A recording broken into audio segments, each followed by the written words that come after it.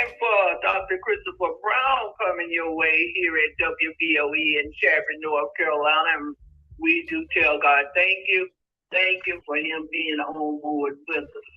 You get ready with all the questions. If you need the questions answered as he's talking, right on, call us back.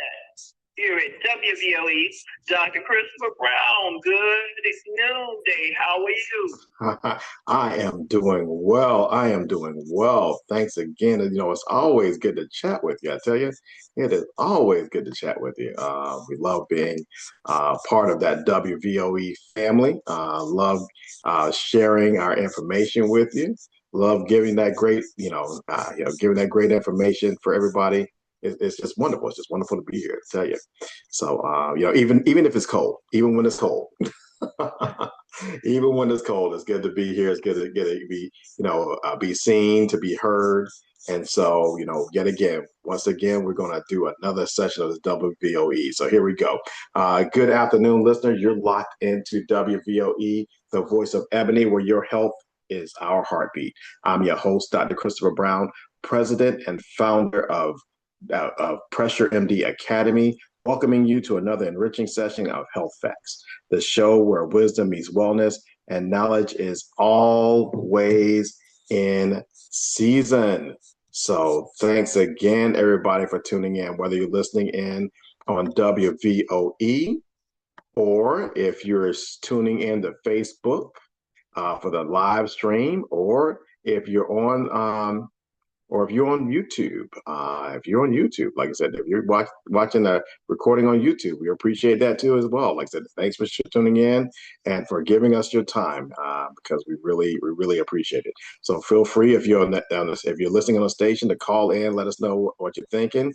If you're watching Facebook Live, give us a like, give us a follow, and of course, if you're on YouTube, like and subscribe for future episodes as well. So okay, we really appreciate it. So, all right, so let's get ready for today's show. So today, yet again, we're going to continue what we were talking about the last time because there's a second episode, okay? And last time we started talking about from soil to soul, okay? And that's how how the interaction between food and our body, okay? So last time we talked a little bit about kind of the direct health effects from food. So some of the basically the activity that you get, the mental wellness. So we talked about the physical, the mental, and really you get a spiritual and spiritual benefits as well from gardening. And we talked a little bit about why this topic was chosen, right? Like why are we talking about gardening? Okay, on a health show, and that is because of that interaction between gardening and health and bringing those things together. And one of the things we do try to talk about in this show is that ability to kind of bring things together. Because one of the things, as a lifestyle medicine, physician, one of the things that we try to teach, and that is that lifestyle is your medicine. Okay, so a lot of times people think of lifestyle as an add-on. So you got high blood pressure, let's give you these pills, and then we'll add on the lifestyle instead of the other way around, where we treat the lifestyle, we correct the lifestyle, and then we add medication on top of whatever we can't control with the lifestyle. And it's kind of a different way of thinking about medicine, a different way of thinking about our health and wellness. And yes, my disclaimer, I'm a doctor, but not your doctor. So of course, for your specific health conditions, you always have to go to your doctor to get specific advice. So this is always education, entertainment, things of nature. But, kind of going back to this whole topic and why we talk about, freaking gardening on a health show. And that is because, we need to really rethink and reshape the way we think about health, wellness, and even medicine in and of itself. And that is that, we want to live a healthy life. And I'm also add in the fact that, it's a Christian radio show as well. So we can talk about if we put on that Christian lens, our religion actually kind of promotes wellness there. Okay. So where did God create man. He created him in a garden of Eden, a garden, and told Adam to tend to the garden. So we're going to do a garden as well, right? And then, like I said, we also talked a little bit about, some of the famous things around the world will be gardens. So like I said, even though, royalty people that were royal, they had they would all have gardens. They kind of walk around the gardens, things of nature. Now they didn't do the work, but they enjoy the benefits of being in a garden, right? So you can do your own garden here, and that's what we talked about on this show. We talked about last time about the direct health benefits, some of the stretching, the squatting, and the impact that has on some of your musculature. How watching things grow, and like I said, having and working in the garden kind of has those psychological benefits and can help you from a mental health standpoint. So at this time we're going to be talking a little bit about kind of go a little bit further into the benefits of gardening and why you would want to consider, if you're not a gardener already, why you should consider it, and if you are a gardener, how to better and how to think differently about your involvement in the garden, because a lot of times you're doing it, it may not work well, and so you're going to quit it. And I'm like, no, you need to keep going. Okay, so that's one of the things we're going to talk about today. Okay, so let's so yet again, of course, with this time we're doing some we're able to do slides. Let me make sure if I get this. Let me share. So I have to share my screen, of course. All right. Okay. So I think we get a chance to. Hopefully, you can see the screen, and we're going to talk a little bit about this garden. Why you need to get one. Okay. Okay. So one of the things about people who garden consistently, and that is, if you're growing it, you're more likely to consume it, right? So if you're gardening more, you're more like consistently eat more fruits and vegetables, because if it's out there and you've already put the time in, now you're more likely to actually consume what you're eating. And so when we talk about whole food, plant based or plant predominant diets, what's one of the barriers? A lot of times the barrier is the cost of the fresh vegetables, or if you're in a food desert, getting access. Even if you had the money, you got to get access to the food. So if you grow it and it's in the backyard, then you can go get it. You go pick a pepper, you can go pick a tomato. You can send the kids in. We got kids, send the kids out there. Hey, look, go get us 2 tomatoes, pepper, and maybe an onion out of the backyard. So like that's the thing you can do. So you're more likely to eat more fruits and vegetables. Okay, and then you're probably going to eat less ultra processed food, because once you taste fresh vegetables, and especially once children are raised on fresh vegetables, then guess what? Like I said, you acquire a taste for that. Ultra processed foods is designed to kind of rewire your brain. So we want to rewire our brain the other way. We want to rewire our brain to the point that you would rather have fresh food than to have the stuff in the bag. Okay, so you're going to do that. Okay, and then of course it uses less salt, because of course it's coming out of the garden. It's typically will taste a lot better and a lot different than if you're getting the food that has, maybe it was picked green and it ripened on the way. Okay, so these are some of the things that some of the benefits from that, and this also aligns with the new guidelines for nutrition. And what was the big statement? I mean, I know it's an inverse pyramid, it's a little different than before. There's a lot of controversy, but the big statement from that was eat real food, and that is what that's what the government wants you to eat, that or the new government wants you to eat. And then that's also lifestyle medicine. That's what we want you to eat, and that's what your grandma wants you to eat, and your granddad wants you to eat. So we're going on that in that direction. Okay, so people who garden consistently eat more fruits and vegetables, they eat less ultra processed food, and they use less added salt. Okay, because your food has taste in it. Homegrown foods are fresher, higher in fiber, and often can be richer in vitamins and antioxidants. Why? Because you're getting it from the vine. You're getting it from the ground. So it doesn't, in most things, when you pick it or pull it out of the ground, at that point in time, it starts to lose some of its freshness. It starts to lose some will lose some of the vitamins and stuff of that nature. But if you go get it out of the backyard, there's no downtime. You don't have to ship it across the country. You ain't got to freeze it. You ain't got to can it. It's out of that backyard. Okay. So so that's some of the overall, that's some of the benefits from this. what are some the garden's impact on some of our chronic diseases? So hypertension. So one of the things that happen with hypertension, and I don't even know if I mentioned this before, and that is they've noticed an association between consuming potassium-rich foods and improved blood pressure control. So like a lot of times our food is robbed of the potassium, and you don't get it out of that food, and so replacing that can sometimes be can be helpful. It's increased fiber, which increased fiber just helps everything. And then of course the regular physical activity plus better diet for a lot of people can lead to better blood pressure reduction. Okay, diabetes. The fiber is going to slow glucose absorption. Okay, gardening improves insulin sensitivity. Why? Because you're doing activities. And yeah, so we got that going on. And then physical activity can also lower A1C. Maybe not a lot, but every little bit counts, right? Um, so we got that. And then you've got the kidney health, especially the early stages. Fresh foods, less sodium, lower blood pressure. Okay, so you got these things that just kind of add on top of each other. Then you got portion awareness. Okay, so now you're not just grabbing a whole bunch of food putting on there. You like say you got a smaller tomato or a more appropriate tomato that's going on there. You got portion awareness going on there. You got plant forward. You got plant forward eating patterns. Why? Because you got a plant in the backyard. Why? Because you got a plant in the backyard. So if I got a plant in the backyard, I'm more likely to eat plants, right? Okay. So gardening gently nudges people towards healthier choices. You ain't got a lecture, you ain't got a food shame. I got my food in the backyard. So guess what? I'm going to eat the food in the backyard. All right. So we got that going on. Okay. All right. So we talked about that a little bit, kind of give you some background, some of the reasons why.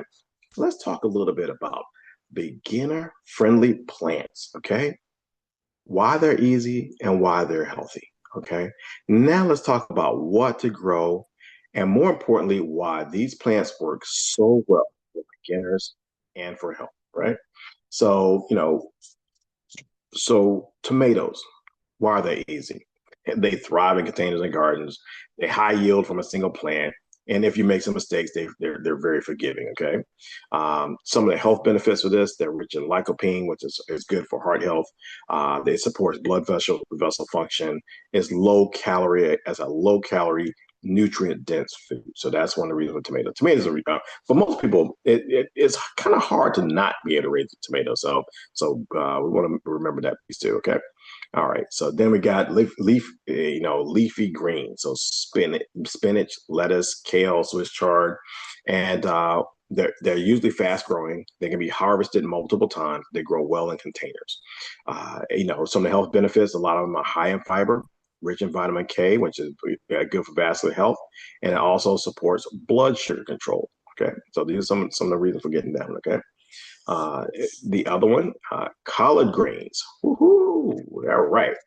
Why are they beginner friendly? They're extremely hardy, and especially for those that are in winter areas where a lot of other things won't grow, collards will grow even in cooler weather. So like when you got frost and stuff in nature. Matter of fact, one of the things, my dad used to say is like, once the frost hits them, that's when they really get good. Okay. So they tolerate heat and cooler weather and they grow back after harvesting. Yet again, you cut those collard stems off and it just keeps growing. Okay. Some of the health benefits is that it's an excellent source of fiber. It's high in calcium and magnesium, and it supports heart and bone health. Okay, so that's some of the good things from collard greens. We love those collard greens, right? Then we got peppers. Why they're easy. They grow well in pots. They're productive over a long season, and actually, a lot of peppers have minimal pest issues. There's not a lot of things that eat those peppers. The same that heat that they have that a lot of peppers have, like I said, a lot of insects and things that don't like them. So they don't have a lot of pest issues. Now, the health benefits of peppers are that they're high in vitamin C, they support immune health, and they have a low glycemic impact. So you want to make sure you keep peppers in mind. All right. Next, we're going to talk about green beans. Why? Because they're fast growing, minimal space needed, great for beginners confidence. Because one of the things, especially for those of you who have not grown anything, is you don't want to get a pot and then you don't want to get a pot and then turn around and your thing die. Okay, so you want to grab some stuff that really is going to grow and give you a little bit of confidence in your ability to grow plants. Okay, but what are some of the health benefits from that? They're fiber rich. It supports blood sugar control, and they're naturally low in sodium. Okay, so that's some of the benefits from growing green beans. Then we got zucchini. Okay, oh, zucchini is very productive. It grows quick. Don't leave a lot of stuff going on there. You might need a little more space though, because they can spread out a little bit. But the health benefits are it's very hydrating. They're very low calorie, and they actually support weight management. So it's one of those foods that doesn't have a lot of calories, but a lot of fiber, so it can fill you up pretty nicely, and keep you from eating a lot of from eating a lot. It kind of gives you a little satiety without calories. Okay, so that's one of the things for that one. Then we got okra. Why is it beginner friendly? It thrives in heat. It also is another one that's resistant to pests. That's one of the things when you're growing stuff, you hate to come out there and there's some caterpillar eating your food, right? He didn't buy the seeds, but he's going to come over and eat your food, right? So okra is one of those that's resistant to pests. It grows tall and strong. Some of the health benefits. Okra is very high in soluble fiber, and fiber is a good thing for everything. It's good for your general health. It also helps stabilize blood sugar, and it also supports gut health. Trust me. Like, look. All right. Next, we got potatoes. Oh, why do we like potatoes? Sweet potatoes, especially sweet potatoes. Sweet potatoes are usually easy. They're usually pretty hardy. They grow well in containers or in beds, and they're usually pretty high yield. Also, one of the things about sweet potatoes is that they actually have very beautiful leaves. So you can actually use it as an ornamental plant, right? So that has that as well. Some of the health benefits of sweet potatoes are that it's high in fiber, rich in beta carotene, and supports insulin sensitivity. Okay, then you have the red potatoes, and they tend to have a shorter growing season, less starchy than white potatoes, and usually easy for portion control. Health benefits for that is that it's potassium rich. It supports blood pressure and provides steady energy when portioned properly. So typically, I know a lot of people think negatively about potatoes, but potatoes tend to not be the enemy.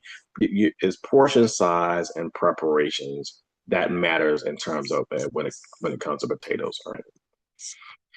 Okay, now what we got here? So now we got some herbs. So herbs are another thing that's pretty beginner friendly. Okay, and herbs are a very high return on your investment in gardening. And the reason is a lot of times herbs grow really well.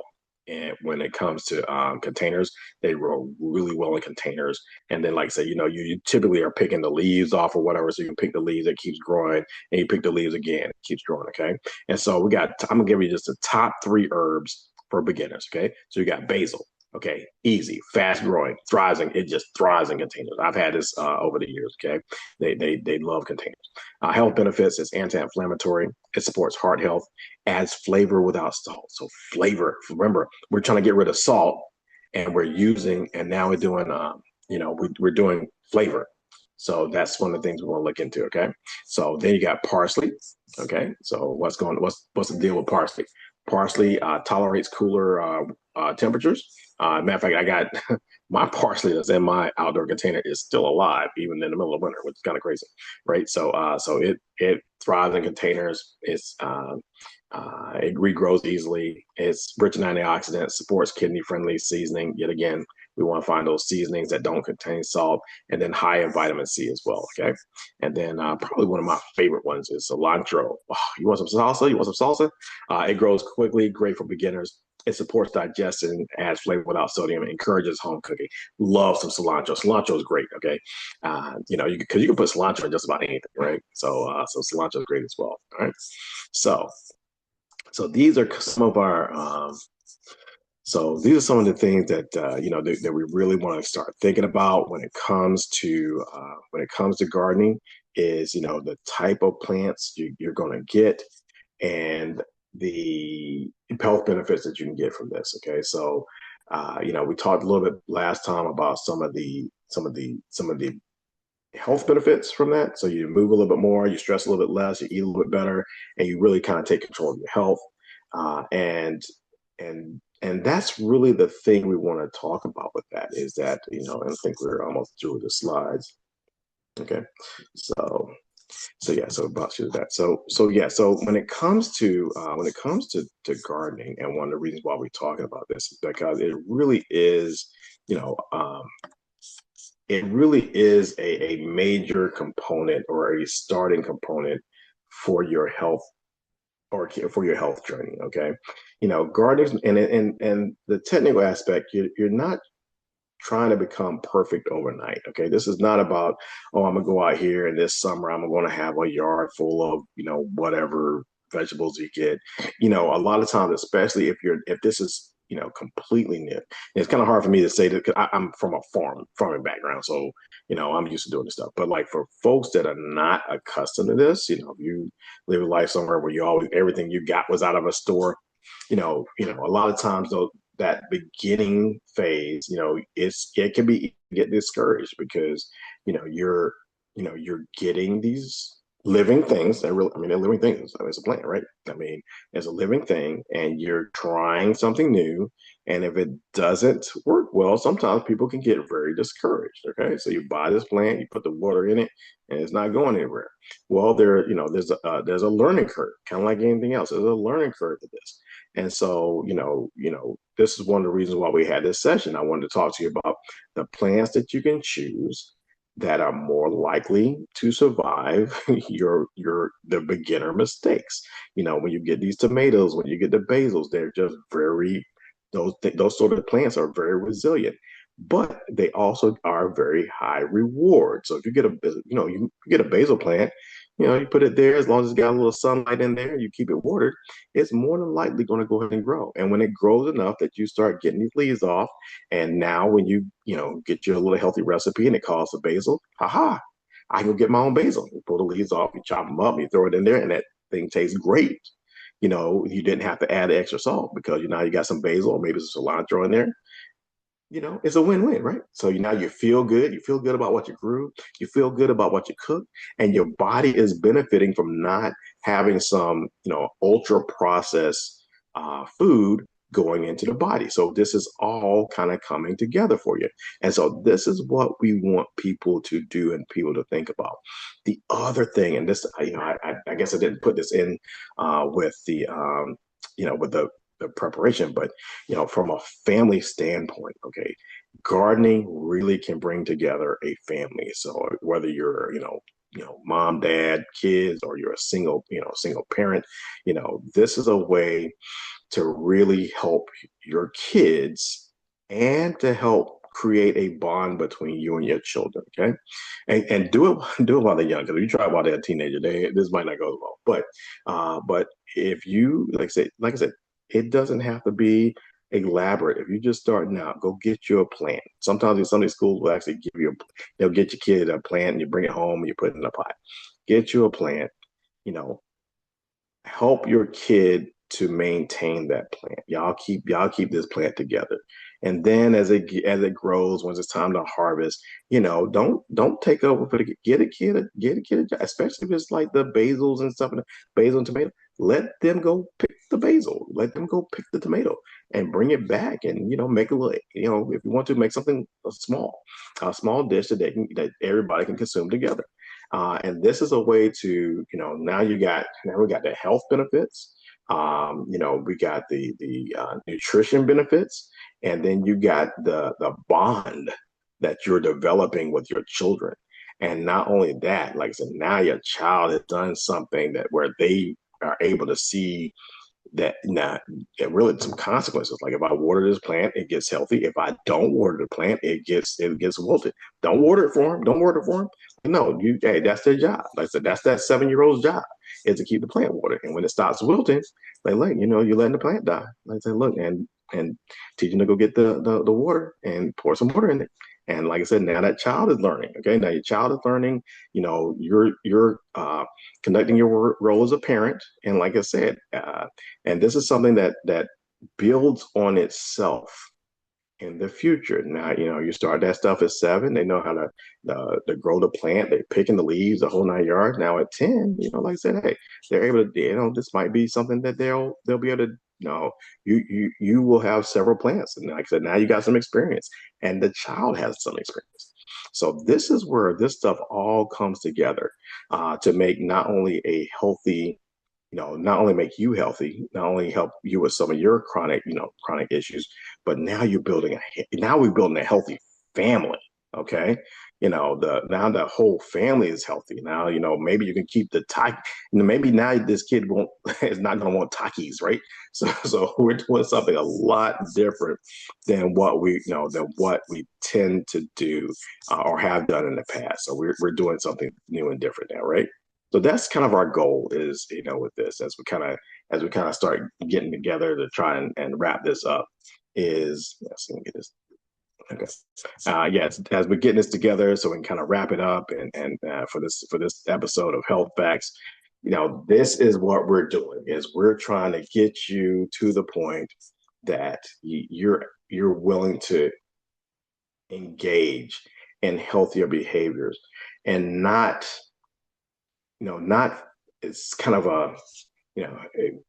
so if I tell you about a supplement, okay, and I know I'm kind of going all over the place here, but if I tell you about a supplement, so I tell you, hey, go get a tomato supplement, right? You go get it, you take it, but like you're taking it like a medication. That's not what we want to do. We want to really transition your life. This is lifestyle medicine. This is lifestyle medicine. So we want you to transition your life so that you don't need the medicine, you don't need the supplements. The way you live, the way you conduct your life, the things that you do on a daily basis are promoting and supporting your health and wellness. So that's the goal of this. Okay. So that's where we are. That's the goal of this. And I'm hoping that it works for you. Like feel free to let me know if this is not what you like or you think something different. But that's really the goal for this is to get you in a totally different mindset, a totally different philosophy about how you see your health and wellness. Okay.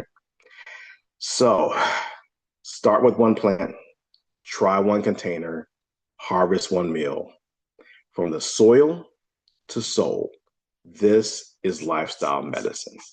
Thank you for tuning in on WVOE. Thank you for tuning in on the Facebook Live. Thank you for tuning in on YouTube, on the YouTube video. I appreciate it. We thank you for tuning in with us. Tuning in again next week where we will have another topic for health facts. Thank you very much.